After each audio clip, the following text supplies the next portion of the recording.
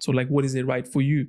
And I think, obviously, I would love to know your way of it. But I think, in my opinion, your dream is something that you can create rather than trying to wait for the moment of like, yeah, this is the thing that's going to be my dream. You can literally say that, okay, my dream is to build a house tomorrow. And then that's going to be your dream.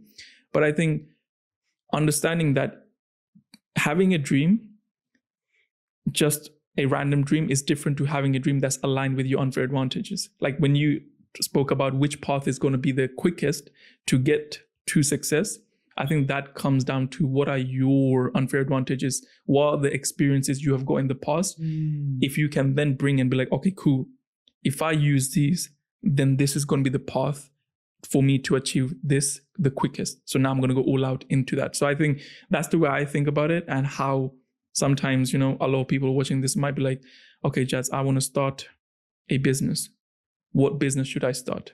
I think I will just tell them, sit down, list down all the businesses that you want to potentially start, and then list out all your unfair advantages. Like in school, you did maybe a challenge where you had to raise money. Okay, that was one thing you have sort of experience in. Then what skills did you use in that? Then you might have given a keynote at this event. Okay, you're good at public speaking. So now all those things are something that you're good at.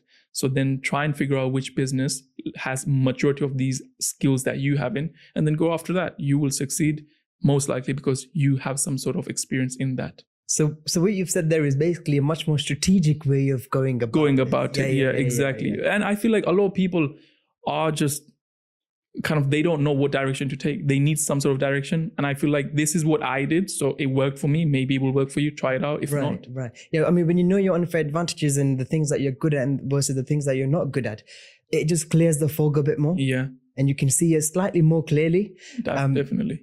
Going back to this point, a lot of people think that this idea of their purpose or their mission in life or their dream is predetermined. Yeah. As if one day the stars will align. And and the fucking light bulb will switch on and they'll find their path, and from there onwards, unlimited fulfillment and happiness. Yeah.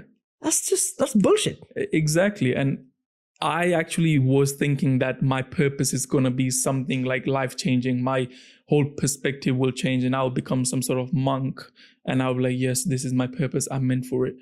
But then eventually I realized that you can create your own purpose and your why will change over time. Like at the start, my purpose was just to, I would say my purpose was more of like giving back, teaching others, helping others. Right. That's my underlining purpose of life. That's what I think. Everyone's purpose in life is just to, not for themselves, but it's for others, serving others. That's your purpose for life. But then what is your why? Like my start at the start was helping my parents. Okay, I accomplished that. What's my next why? Maybe now I want to raise a family where I can make sure that my kids never have to worry about money. That's my next why. Then maybe it's going to be something else. And I think if you fixate yourself on like, okay, I'm going to wait until I find a good purpose in my life, I'm going to start that time. I think that's where a lot of people stay stuck and never try anything. You probably keep on waiting until your deathbed. Exactly. You'll never get there. Exactly. Yeah. The fastest, I was watching Alex Ramosi the other day, and he spoke about how to find your purpose, right? And he said the fastest way to find your purpose in life is to ask yourself, what is it that's preventing you from killing yourself in this very moment?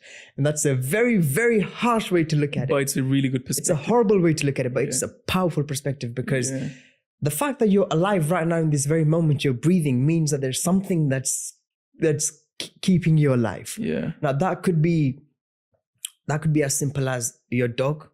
Yep. That's your purpose. That's your dog might be your purpose, right?